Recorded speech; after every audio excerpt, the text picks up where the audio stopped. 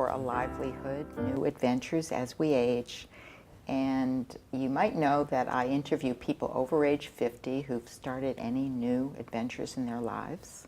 So today I'm going to introduce you to Julie Shane, who has been an entrepreneur for many years, since her 20s.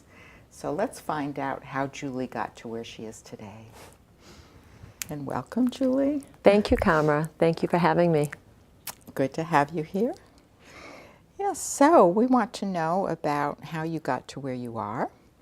And I know you've told me that you just always had an entrepreneurial spirit, right? This is true. Yeah. And I'm wondering, do people in your families have any stories about you, even as a kid, having this intuition and this instinct about business? Well, I think that I've always been a deep thinker, that when things are presented to me, I don't see them just on the surface. So it's always led me well, when it comes to business, to transfer that into end results. That's interesting that you say that, because I wouldn't have thought of business people necessarily as being deep thinkers, Have you come across many deep thinkers in the business world? Well, I think when you're an entrepreneur and you start something from scratch just because you have a vision, that you have to be able to dig further than just what's on the surface. Yeah. And that's always been something within my personality, and it transfers through to what I do. So it works. I mean, it works for me. Yeah. Well, it certainly has worked for you. You've been quite successful, haven't you? It's been fortunate, yes. I feel very proud of the things that we've been able to accomplish. And everything that I do always has a heartfelt mission to it, so it honors who I am as a person as much as, where I come from and all that I hope to become. Yeah. Okay, well, let's talk a little bit about how you got involved in your first business. Well, I was working in my early 20s at an organization and not feeling very satisfied. So I had an idea. It was simply an idea I had around my parents' kitchen table to become a clearinghouse during the economic downturn in the early 90s, late 80s, when there was a consortium of foreclosed properties happening across the states. And what I was witnessing when the heartfelt measure is that hardworking people were being left in harm's way with nobody to be an advocate. So what I did is I partnered with the quasi-governmental agencies as well as the top lenders in the world, becoming a single source solution, letting them know and reporting back to them, is it hardworking people that just are in harm's way? We wouldn't want to ruin their credit and ruin their future. All the way to, you need to act immediately to protect the asset because there are junkies in the properties, of things of that nature, which we saw in volumes just in Suffolk County here in Massachusetts. There was over 7,000 a month that would come through the portfolios. So it really was quite something, and I was fortunate that it worked, my idea worked, and I put a team together nationally and grew the business, and we did a lot of, it was fun. It was fun. So that was my first business. You told me, when you, at the outset, you had so many calls and so many responses. And those were the days of the fax machine. So it wasn't the internet, and it was quite exciting at the very beginning when Freddie Mac was our first client. And the first time the fax started to ring, and it didn't stop for hours. So it was quite fascinating. Oh my God. Yes, it was a lot of fun. Right. And you were only in your 20s then, huh? I was in my mid-20s, and it really was an exciting time. Really exciting. And I did that until about 1996. When the recovery of the economic recovery was in full play, and I was pregnant and about to become a mom, and that was that for that. Ready for right, a new adventure, exactly. A mom adventure. Yes. Yeah. So what's the next business that you started? We had a couple companies since then. One of the companies was Care Masters that I started, and that was during the time when I had children and I was recognizing the need for loving, caring individuals to help new moms all the way from cradle to end of life for the elderly. And I met a lovely woman from Trinidad who was my baby nurse, actually. And we went into business together to provide loving care from cradle to end-of-life needs. And that was quite an exciting adventure because it felt good to bring people together knowing that they could feel secure in their loved ones being cared for. So that was my second business. And I think you said you financed that business. I did, and then I sold it. So that was that was just something really, it was just something I had an idea. It was another one of those moments. I didn't grow it like I grew my first two companies because I was a full-time mom at the same time. So that was an endeavor that was just more heartfelt, fun, helping to connect people to other people. Right. Okay, should we fast forward to what you're doing now? Sure. So what I do now is Causes International. I founded a few years ago.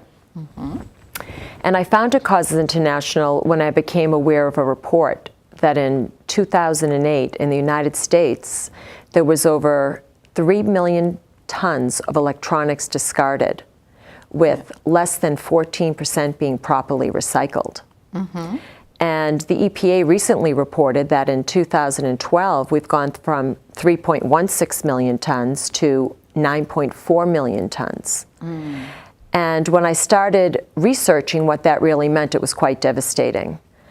We're currently exporting over 80% of our waste to developing countries such as Asia, Africa, and India.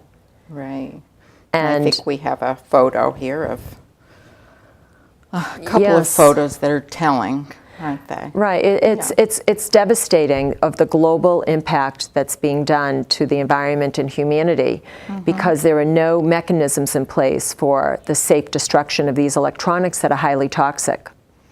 So what happens is that the toxins pollute the air, the soil. In certain parts of the world, 82% of the children tested have poisonous levels of lead. And over 5,000% of safe levels of dioxins in their system, and there's no end in sight.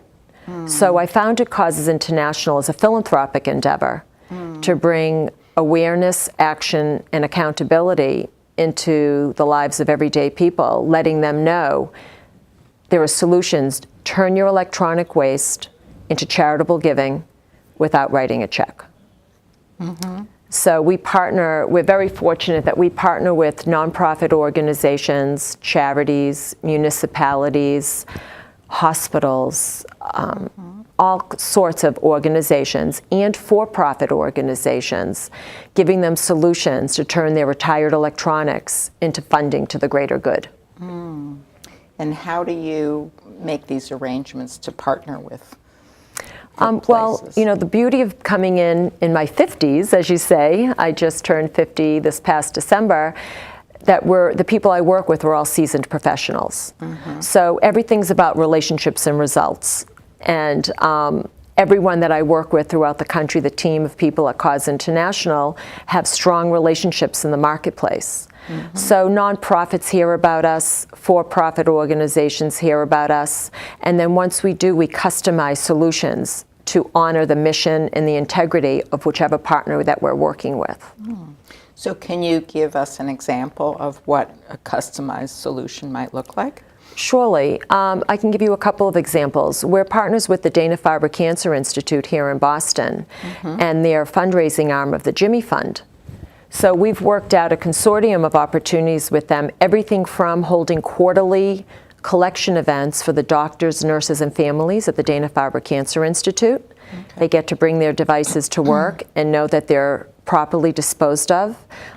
We have the highest level of audited Department of Defense data security and destruction and environmental stewardship worldwide. So the nurses and the doctors feel comfortable giving their data-bearing devices, as well as we work with... So they don't have to clean them up themselves. Exactly. Right? Every program comes with audited data destruction reporting. So they're ensured of the safety of their information never ending up in the wrong hands. So we do that program, and we also have several other programs with their corporate partners and sponsors in fulfilling their charitable giving goals back to the Dana-Farber or the Jimmy Fund without them having to write a check. And we also do programs for their donor base. So that's been a great relationship, and it's one that we're very proud of locally. Yeah. So do these, your partners, are they able to get tax deductions from these donations? Yes. The nice thing about this program is that it's turnkey once it's customized. It's 100% tax deductible, and nobody has to write a check, and you have a positive impact on the carbon footprint. Because if you think of something as simple as a cell phone, with over 400,000 cell phones being thrown away each day, we have a solution that every time somebody, whether it's an old flip phone or the latest and greatest, when you recycle one cell phone, you save 20 pounds of carbon emissions from entering the atmosphere. Right. When you upcycle... We have a photo here of people holding up their cell phones, which is... And of course, everybody's got old cell phones, right? Exactly. The Business Insider reported this past February that in this country there's over $33 billion of unused cell phones because people don't know what to do with them because of the current concerns of personal data. Well, we offer those solutions. And it's as simple as clicking a link, getting a free UPS shipping label, packaging your devices, and it goes to the charity of your choice. We cover all the costs to the program. So we make it so simple that donors, the public, we have youth leadership programs throughout the country. We're partners with the Earth Day Network doing large programs. We did a very large program in Minnesota with Medtronic World Headquarters, who were the founders of the pacemaker, in partnership with the mayor in the local municipality. And we did a program for their 8,500 employees and collected over 300,000 pounds of electronics to turn into incremental funding to go back to the school district. It's quite exciting. I can't imagine how many devices there must have been in that stash, huh? Yes, but people have them. You know, they fill up drawers. You know, people fill up their garages and their basement with all kinds of technology that's retired. I mean, we have programs with youth. For my son, when he turned 13, he donated almost $300 of old video games that went back to 2002. And so we have programs for youth from nursery school with scavenger hunts and all the way through collegiate programs. And we really captivate audiences with solutions. So it's quite nice, whether it's a Fortune 100 company or a mom and pop organization. We have solutions for all. Okay. Why don't you name some of the things that you do collect? Because people might think it's just cell phones and computers, but it's more than that. Huh? Well, with corporate organizations, 100% of IT assets qualify. So anything that's within the corporate infrastructure, whether it's a phone system, all the way to servers and racks, audio equipment, whatever it may be that a corporate entity is going to be retiring, the thing they like about our programs is that we eliminate the recycling expense. Because our program, that's the philanthropic part that we do. So we provide custom solutions, whether we have to send people in for data destruction on site, whether it's special packaging and palletization, or whether they have their equipment boxed up. So corporate entities, how we work with them is they send over a spreadsheet as simple as a make, model, quantity, and the working condition. And we let them know within 2 days for the logistical solutions of how those assets are going to be sent and processed. So that's one program. So that's 100% of IT assets. For the personal online program, we focus on smaller electronics if it's not a collection event, because they come through the UPS in the mail. people need to be able, they could use an old repurposed box because we're a green organization. We're committed to reduce, reuse, and repurpose. So those are focused on everything from GPS systems with cords, because people now have navigation, to video game consoles, video games, digital cameras, the things that people outgrow. Laptops, collection events will have computers and, you know, a whole consortium. I mean, if you think about consumer electronics, not kitchen appliances. So, but consumer electronics, if you go into a Best Buy or something like that, when you walk into that department, many of those things qualify.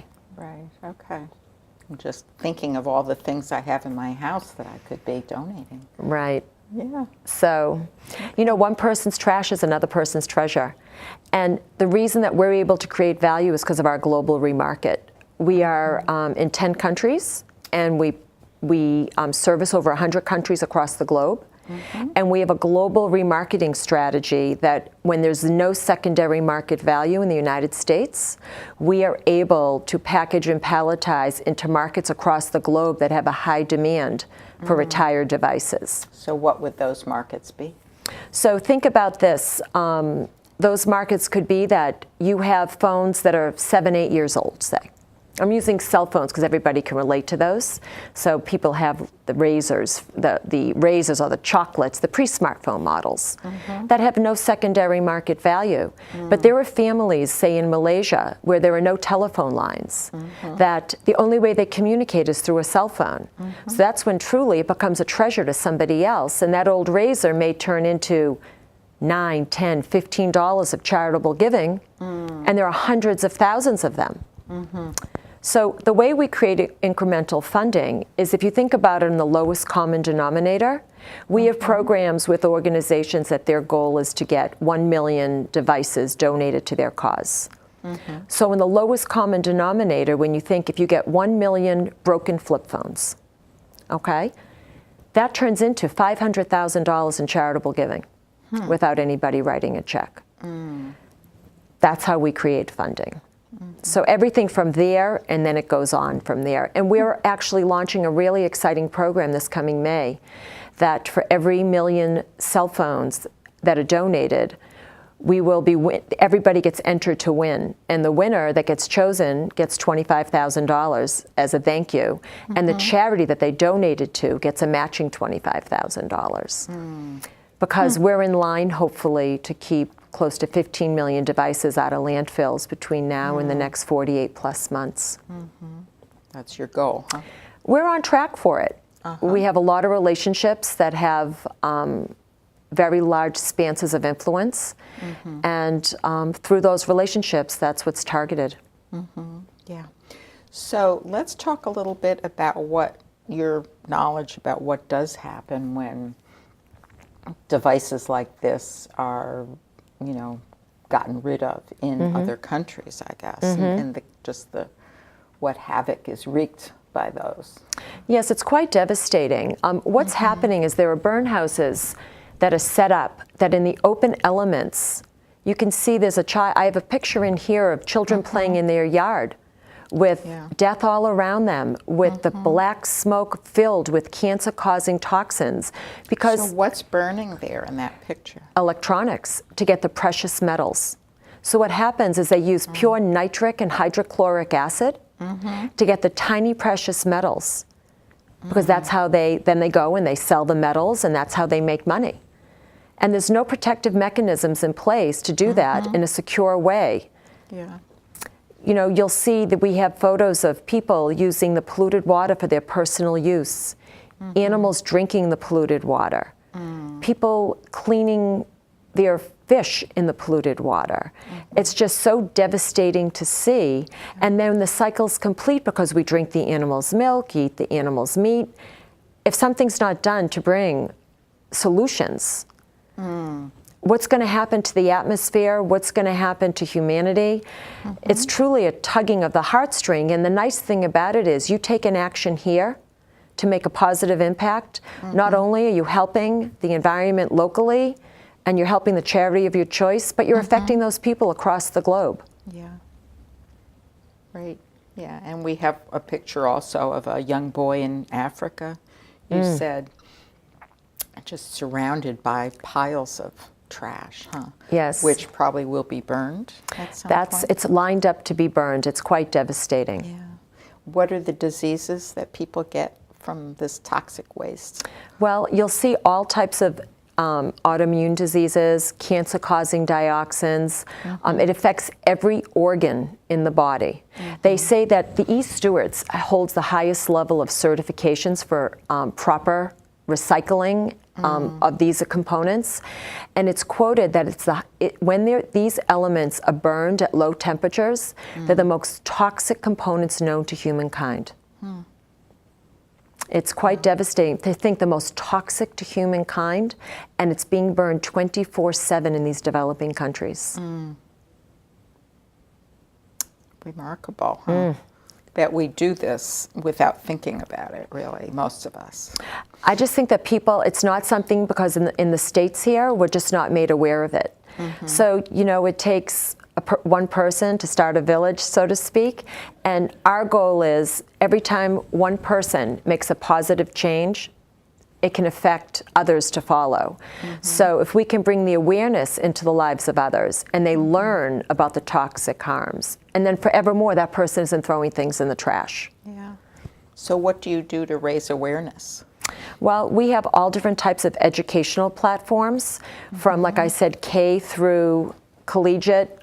We have an apps department. We have environmental apps. We have core curriculum worksheets. We bring educational platforms to our nonprofit partners so they can share it with their spheres of influence. So the key is, when we partner with organizations with their own spheres of influence, once they're made aware, you can touch hundreds of thousands of people at a time. So that's our goal. Right. Yeah. So Julie, this is, I mean, I know you told me you don't have an MBA, right? Correct. But yet you've kind of followed your intuition and become really successful at all these organizations and companies that you founded, right? Yes, it's been, it's something that I've been blessed with. You know, my first company was around my parents' kitchen table, I like to say, and this company I found had an idea, and it was around my own kitchen table. And, you know, when you're passionate and your truth and it's real, it resonates. And you see yourself as a passionate person? I do.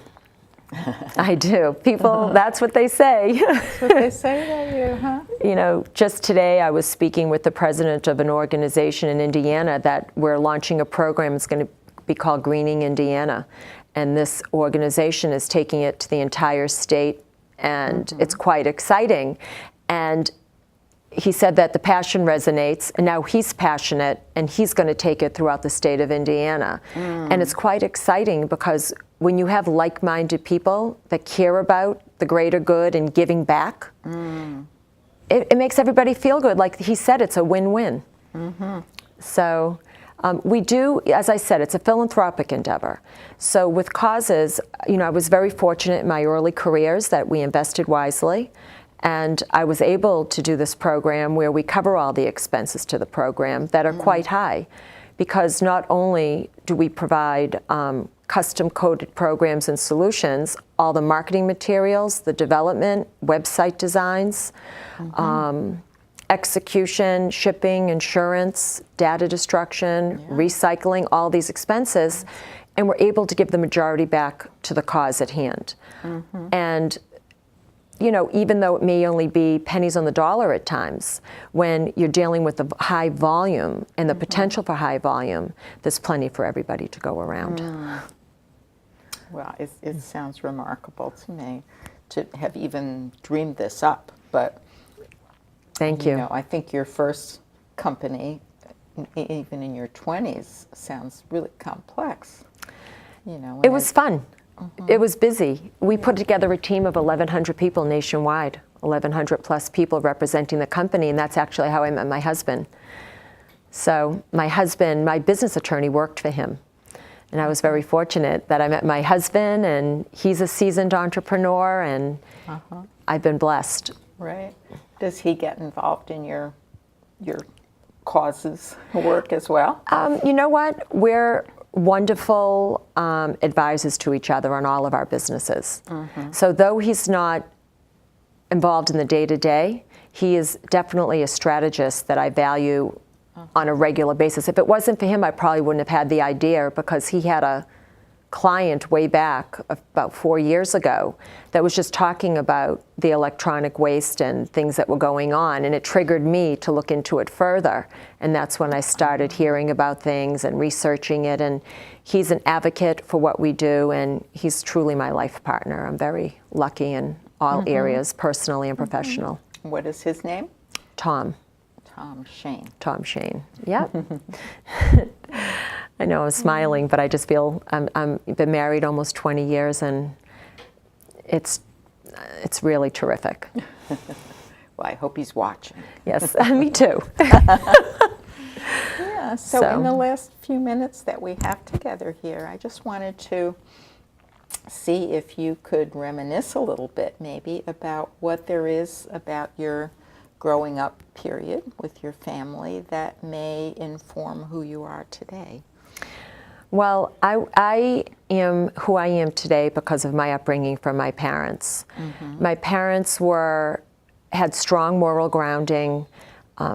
They were there for us 100% of the way.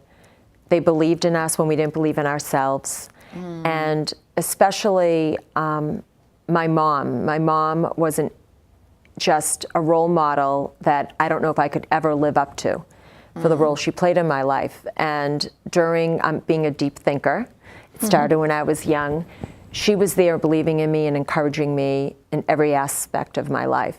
And my dad always made me feel like I had a safe place to go. So I was very blessed, and I think that transfers to who I am in every aspect of my life. So were either one of your parents entrepreneurs? Well, my grandfather was an entrepreneur. He actually went to Harvard at 15 years old and started 7 companies.